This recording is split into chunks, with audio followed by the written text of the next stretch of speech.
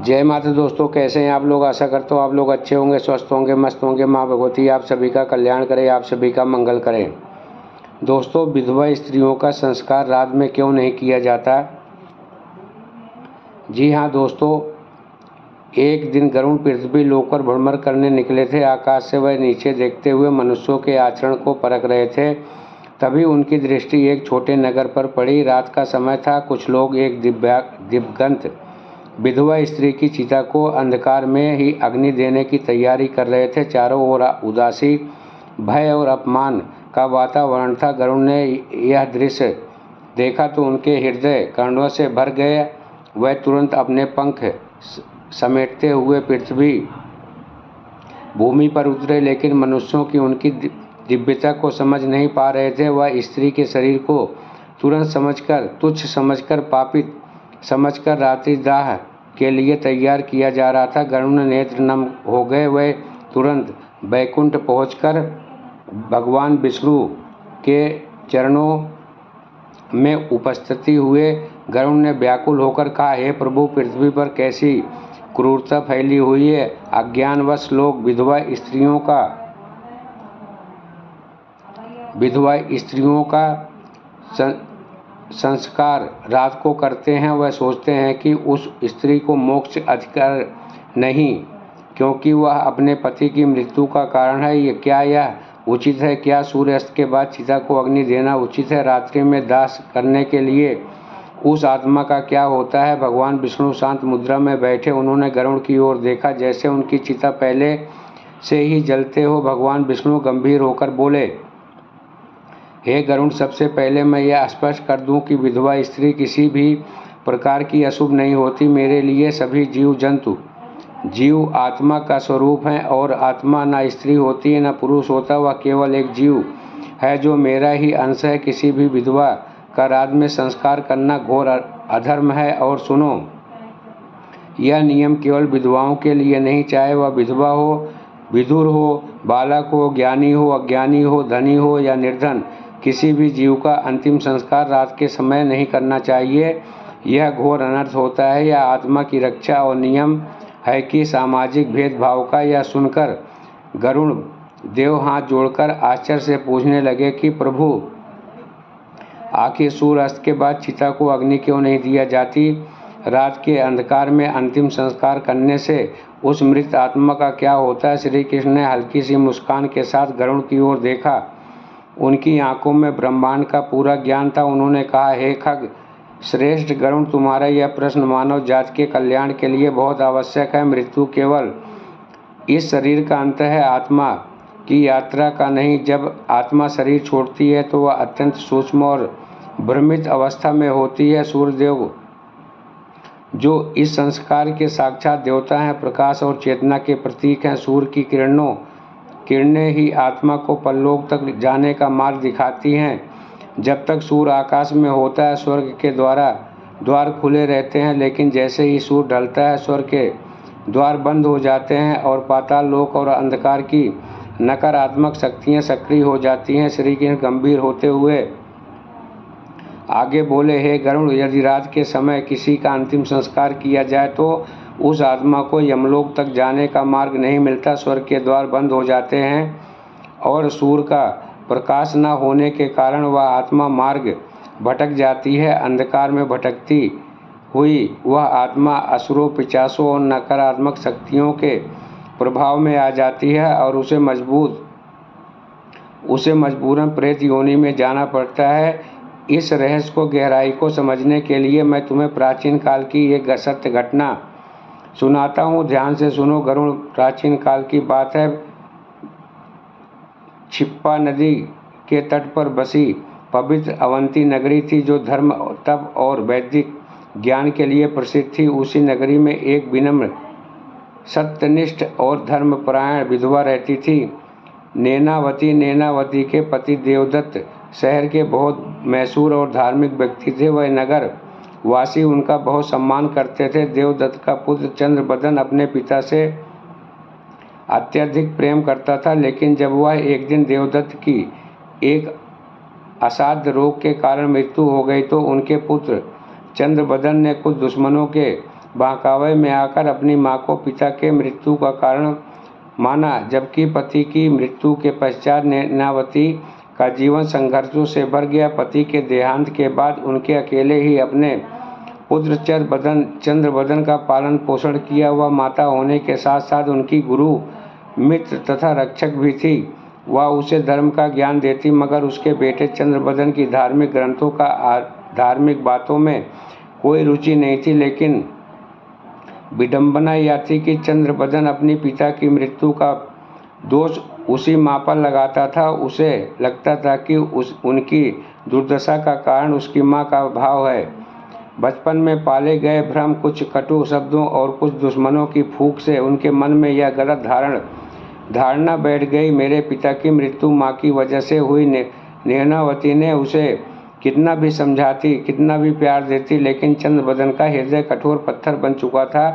वह माँ को बोझ समझने लगा था। समय बीतता गया। एक बार दोपहर नैनावती को तेज बुखार चढ़ा। शाम तक उसकी हालत और बिगड़ गई। चंद्रबदन ने ना कोई वैद्य बुलाया, ना कोई उपाय किया। वह बस एक कोने में बैठे अपने मन के कठोर भ्रमों को और कड़ा करता रहा। अतः सूर्य अस्त होते होते नैनावती ने यह नर्वस शरीर त्याग दिया और वह रात्रि में ही अपनी माता का अंतिम संस्कार करने की सोच लिया। आस पड़ोस के लोग, रिश्तेदार और नगर के ज्ञानी पंडित खबर सुनते ही अपने सारे काम छोड़कर तुरंत विधवा नैनावती के घर की ओर दौड़ पड़े।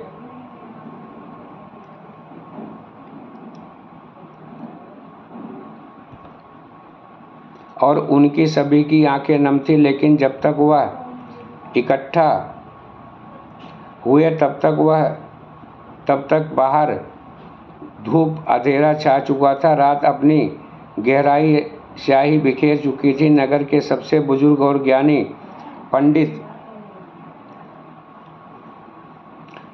पंडित ने नैनावती के मृत शरीर को देखा। उन्होंने एक गहरी सांस ली और चंद्रबदन के कंधे पर हाथ रखा। भारी आवाज में उन्होंने कहा, पुत्र चंद्रबदन, स्वयं को संभालो। तुम्हारी माता एक पुण्य आत्मा थी। उनका देहांत सूर्य अस्त के बाद हुआ है। विधि और शास्त्रों का नियम यही कहता है कि रात में किसी भी दाह संस्कार नहीं किया जाना चाहिए। हे चंद्रबदन, मृत्यु सूर्यास्त के बाद हुई है। शास्त्र कहते हैं कि रात में दाह संस्कार नहीं किया जाता। तुम पाप का भागी मत बनो। इसके लिए भोर का इंतजार करना आवश्यक है। लेकिन चंद्रबदन ने गंभीर स्वर में कहा, मैं आज और अभी ही इनका अंतिम संस्कार कर दूंगा। मैं इन्हें जल्द से जल्द अपने पिता के पास भेजना चाहता हूँ। सूर्यास्त का इंतजार नहीं किया करूँगा।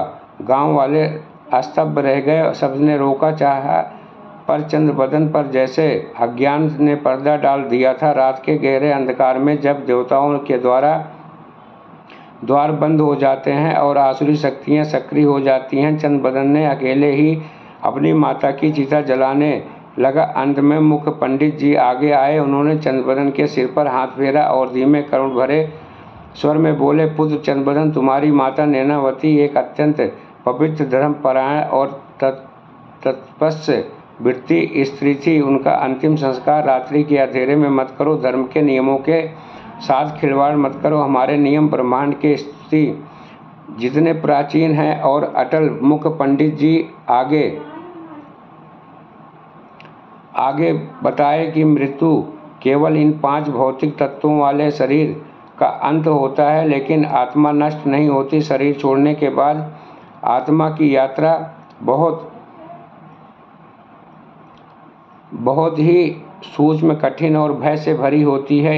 यह एक नए निहत्थे यात्री के घने, अनजान और डरावने जंगल में खो जाने जैसा है। जब तक आकाश में सूर्य का प्रकाश फैला रहता है, तब तक आत्मा को अपना मार्ग साफ दिखाई देता है। जैसे जंगल में यात्री पेड़ पगडंडी और दिशा देखता पाता, लेकिन जैसे सूरज ढलता, दिन की ज्योति समाप्त होती है, अंधकार छा जाता है, यात्री तुरंत दिशा खो देता है और अंधेरे में छुपे दुष्ट जीव उसका शिकार कर लेते हैं। पंडित जी ने अपनी बात को स्पष्ट करते हुए कहा, सूर्य केवल प्रकाश नहीं, साक्षात चेतना है। वह ब्रह्मांड के नेत्र हैं। उनकी किरणें ही आत्मा को यमलोक, स्वर्ग और परलोक तक का मार्ग दिखाती हैं। सूर्यास्त के बाद स्वर्ग बंद हो जाता है। जब तक सूर्य आकाश में रथ पर विराजमान रहते हैं तब तक स्वर्ग का परलोक के द्वार खुले रहते हैं, लेकिन जैसे राजा रात में अपने महल के द्वार बंद कर देता है, ठीक वैसे ही सूर्यास्त के बाद स्वर्ग के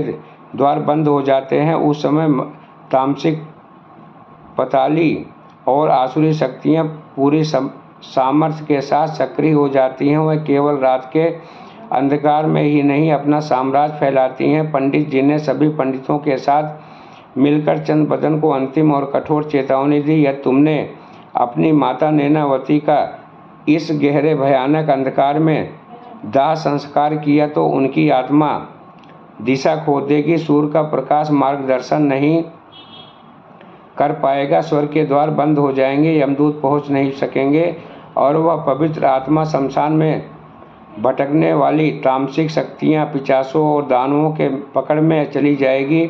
तुम्हारी माता जो इतनी धर्मात्मा थी, उन्हें शांति नहीं मिलेगी, बल्कि अनंत काल तक प्रेत योनि में उन्हें भटकना पड़ेगा। हम विनती करते हैं, रात में चिता मत जलाओ, सुबह होने दो पुत्र। लेकिन चंद्रबदन पर अज्ञान का पर्दा पड़ चुका था। चंद्रबदन पंडितों की बातें सुन ही नहीं रहा था। मोह, भ्रम और वर्षों का जमा हुआ क्रोध उसकी चेतना को ढक चुका था।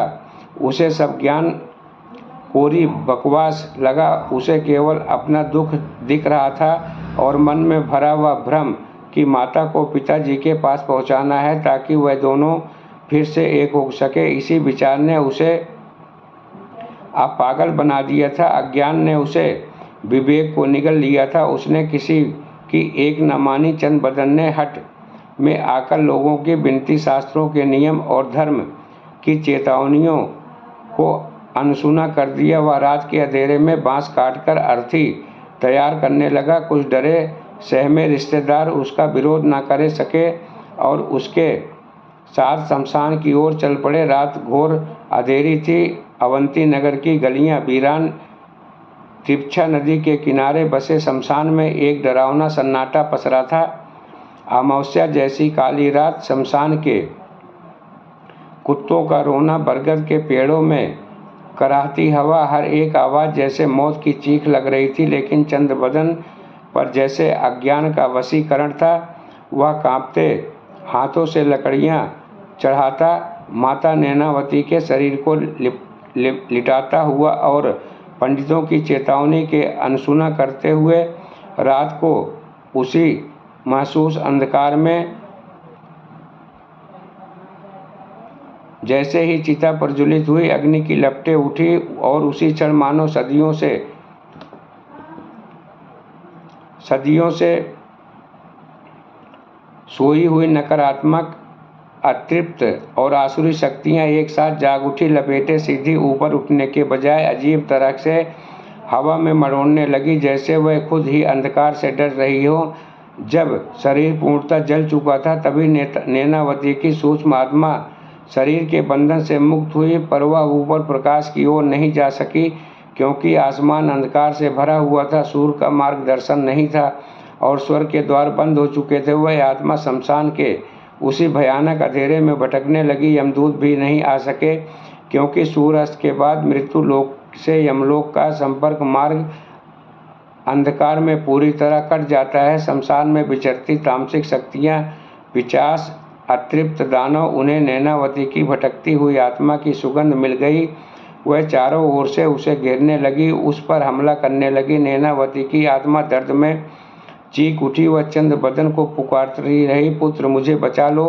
पर जीवित मनुष्य सूक्ष्म जगत की आवाज़ें नहीं सुन सकता। चंद्रबदन चिता के पास बैठा अपनी माता की राह को शून्य भाव से देख रहा था और उसे बिल्कुल एहसास नहीं था कि वही उसकी सबसे बड़ी पीड़ा का कारण बन चुका था। इस बात से पूरी तरह अनजान किसी उसने क्या अनर्थ कर दिया। सूर्य का मार्गदर्शन, प्रकाश न मिलने के कारण नैनावती की महान आत्मा को मुक्ति नहीं मिली और वह अनंत अंधकार में धकेल गई। वह प्रेत योनि में चली गई। जो स्त्री जीवन भर धर्म का पालन करती रही, उपवास करती रही, गौ सेवा करती रही, आज अपने पुत्र ही चंद्रबदन की जिद और नासमझी के कारण प्रेत बनकर उसी शमशान और अपने घर के आसपास भटकते भटकने के लिए मजबूर हो गई। शमशान में चिता की आग पर अब पूरी तरह ठंडी पड़ चुकी थी। दहकते हुए अंगारे राख की निर्जीव ढेरी में बदल चुके थे।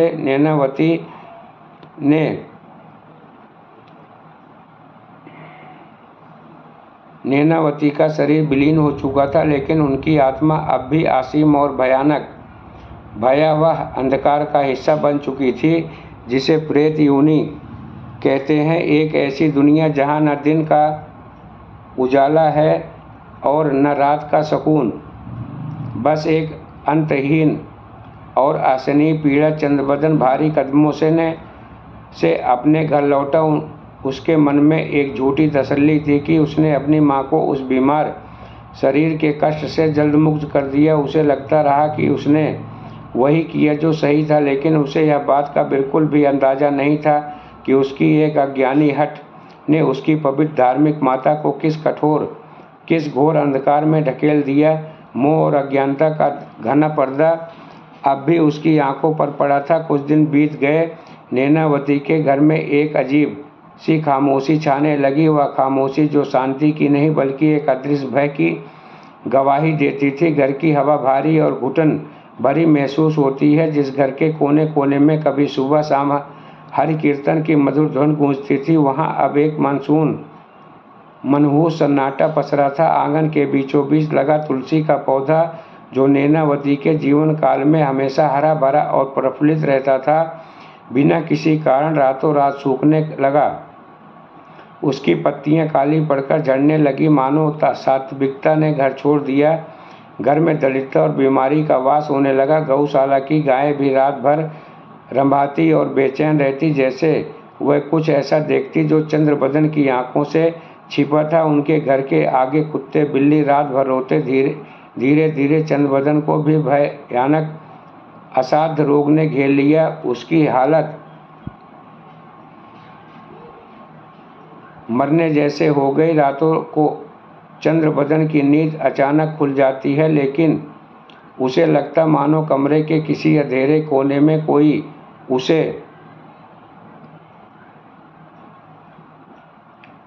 उसे पलक झपकाकर घूर रहा हो। रीढ़ में हड्डी सिंहासन दौड़ जाती है।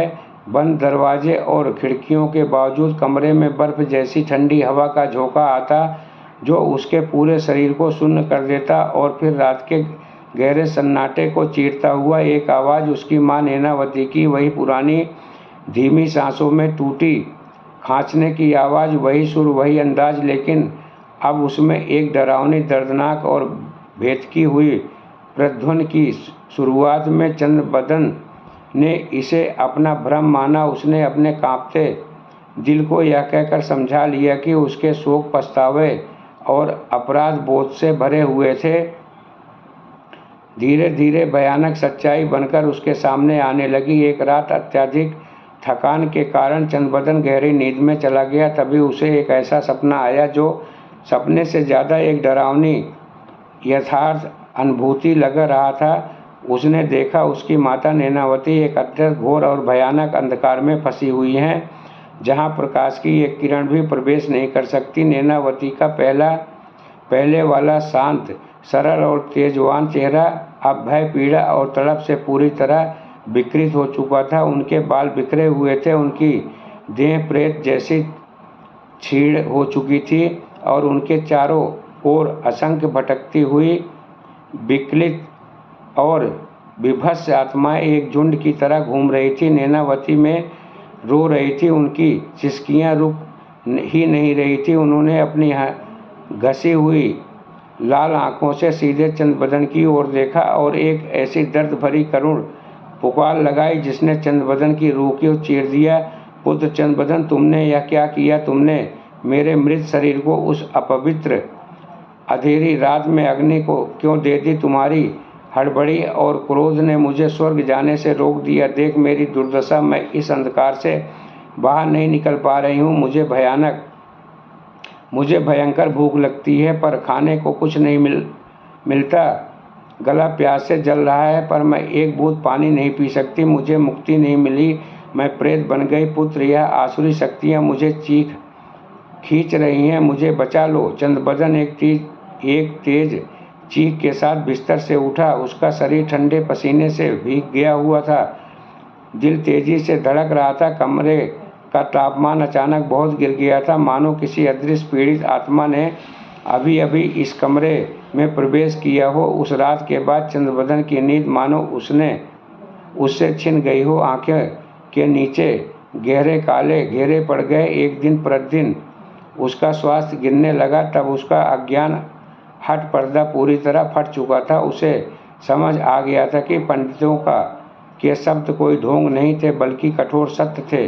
नैनावती की रात में जलने की उसकी गलती अब उसकी आत्मा को भी भीतर से काट रही थी। वह समझ चुका था कि अपने गुस्से, मोह और नासमझी में उसने अपनी निर्दोष धर्मपरायण माता को एक भयानक प्रेत योनि में ढकेल दिया है।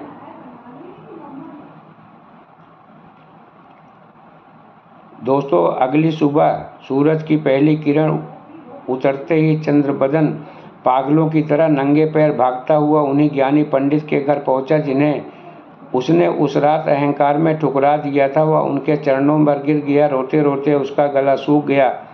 पंडित जी, मुझे बचा लीजिए, मैं मूर्ख था, मैंने आपकी बात नहीं मानी, अपनी ही माता नैनावती का अंत रात में कर दिया। कल रात में उनसे सामना हुआ। वह रो रही थी। वह कह रही थी कि उन्हें मुक्ति नहीं मिली और प्रेत बन गई हैं। मैंने अपने ही हाथों अपनी माँ को नर्क में ढकेल दिया। पंडित जी ने भारी सांस ली। उनकी आंखों में दया थी, लेकिन वे भी शास्त्रों के नियमों के आगे रहस्य असहाय थे। उन्होंने चंद्रबदन को उठाया और गंभीर स्वर में कहा, चंद्रबदन, हमने तुम्हें रोका था, कहा था कि रात का अंधकार पिशाचों और आसुरी शक्तियों का समय होता है। सूर्य ही आत्मा का मार्गदर्शन करते हैं। तुमने अपने क्रोध और मोह में प्रकृति और ब्रह्मांड के नियमों को तोड़ दिया। अब तुम्हारी माता की आत्मा प्रेत योनि में भटक रही है। पंडित जी ने भारी स्वर में कहा, रात के समय अग्नि देने से तुमने अपनी माता की पवित्र आत्मा को उन्हीं अंधकार के राक्षसों के हवाले कर दिया। अब नैनावती प्रेत योनि में घोर कष्ट भोग रही हैं। चंद्रबदन उनकी बात सुनकर वहीं जमीन पर ढह गया। गिड़गिड़ाते हुए उसने पंडित जी के चरण पकड़ लिए। पंडित जी, मेरी माता ने नेकी की, धर्म का पालन किया, उन्होंने किसी का बुरा नहीं किया। मेरी गलती की सज़ा उन्हें क्यों मिल रही है? कृपया कोई मार्ग बताइए, चाहे इसके लिए मुझे अपने प्राण ही क्यों न देने पड़े। मैं अपनी माता का उद्धार करना चाहता हूँ। उसके आंसू पंडित जी के चरणों तक बह रहे थे। वह एक ऐसा पुत्र था जिसने अपने अज्ञान और गुस्से में अपनी ही देवतुल्य माता को प्रेत बनने के अंधकार में ढकेल दिया था। पंडित जी ने शांति से उसकी ओर देखा और कहा, पुत्र, सनातन धर्म में प्रत्येक भूल का प्रायश्चित है। तुम्हारी माता सच में महान पुण्य आत्मा थी। उसी पुण्य के कारण अभी भी उनके उद्धार का मार्ग बंद नहीं हुआ। लेकिन अब केवल एक ही उपाय है। तुम्हें नारायण बलि का अत्यंत कठोर और शक्तिशाली अनुष्ठान करवाना होगा। तुम्हें तुरंत एक पवित्र तीर्थ जाकर कठोर तपस्या करनी होगी और साक्षात श्री हरि विष्णु से अपनी माता मुक्त कराने की प्रार्थना करनी होगी। अभी इस संसार और परलोक में इसके अलावा कोई दूसरा मार्ग नहीं है। नारायण बलि का नाम सुनते ही चंद्रबदन के मृत प्राय हृदय में एक छोटी सी आशा की लौ जल उठी। उनकी आंखों में दृढ़ संकल्प भर गया। वह तुरंत यात्रा पर निकल पड़ा। यह केवल दूरी की यात्रा नहीं थी, यह उसके अपराध बोध, पश्चाताप और प्रायश्चित की यात्रा थी। चंद्रबदन ने अपने पैरों की खड़ाऊं उतार दी। नंगे पैर बिना भोजन के तपती धूप, कटीले जंगल, उफानती नदियों तक पार करता हुआ आगे बढ़ता रहा। पत्थरों ने उसके पैरों को लहूलुहान कर दिया था, लेकिन जब भी उसके कदम रुकते थे वही अपनी माँ का वह रोता हुआ यातना से भरा चेहरा याद आ जाता था और वह फिर चल पड़ता था। कई दिनों की कठोर तपती और पीड़ादायक यात्रा के बाद वह एक अत्यंत पवित्र तीर्थ स्थान पर पहुंचा। वहां घाट पर बैठे विद्वान ब्राह्मणों के चरणों में गिरकर उसने अपनी पूरी व्यथा सुनाई। नैनावती जैसी धर्मपरायण स्त्री की दुर्दशा सुनकर ब्राह्मण भी व्यथित हो उठे। उन्होंने चंद्रबदन से कहा, पहले गंगा में स्नान करो, अपने तन मन को पवित्र करो, फिर नारायण बलि का महान अनुष्ठान शुरू होगा। नारायण बलि को साधारण श्राद्ध नहीं था, यह वह अनुष्ठान है जो सीधा परलोक और प्रेत लोक तक पहुंचाता है, जहां एक तड़पती आत्मा को विष्णु की कृपा से मुक्त कराया जाता है।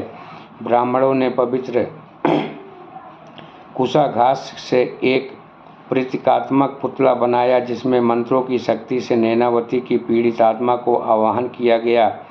उसके बाद साक्षात श्री हरि विष्णु की विशेष पूजा शुरू हुई, क्योंकि इस सृष्टि में केवल वही शक्ति है जो किसी आत्मा को प्रेत योनि से, अंधकार से बाहर निकाल सकती है। यमराज भी जिसके आगे आदेश से चलते हैं, 3 दिन और 3 रातें अनुष्ठान बिना रुके चला। 3 दिनों में चंद्रबदन ने एक दाना भी नहीं खाया, एक बूंद पानी नहीं पिया। दिन में तपता रहा, रात को कांपता रहा, पर उसने अपने शरीर की परवाह नहीं की। वह सिर्फ एक ही चीज़ चाहता था, मेरी माँ को मुक्ति मिले।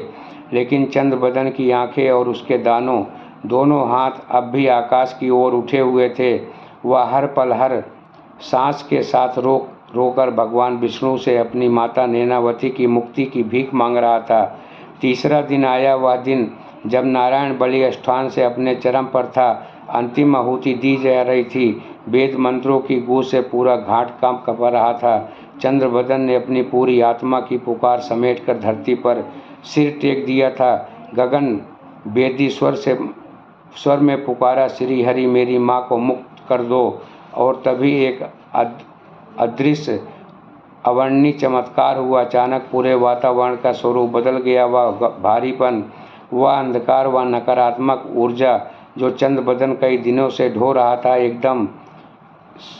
एकदम से धुएं की तरह विलीन हो गया। घाट की हवा में अष्टगंध चंदन परिजात की दिव्य सुगंध फैल गई। नदी की लहरें शांत हो गई और चंद्रबदन के मन में एक ऐसी असीम शांति उतर आई जो उसने जन्म में कभी अनुभव नहीं किया था। उसी क्षण उसे आभास हुआ कि उसके ठीक सामने कोई खड़ा है। उसने धीरे से आंखें खोली और देखा, उसकी माता नैनावती सामने उसके खड़ी थी। लेकिन इस बार उनके चेहरे पर न दर्द था, न भूख, न यातना। वह दुग्ध श्वेत दिव्य वस्त्रों में थी और उनके मुख पर करोड़ों सूर्य सी लौकिक शांति थी। उनकी आंखों में अपने पुत्र के लिए अपार प्रेम था।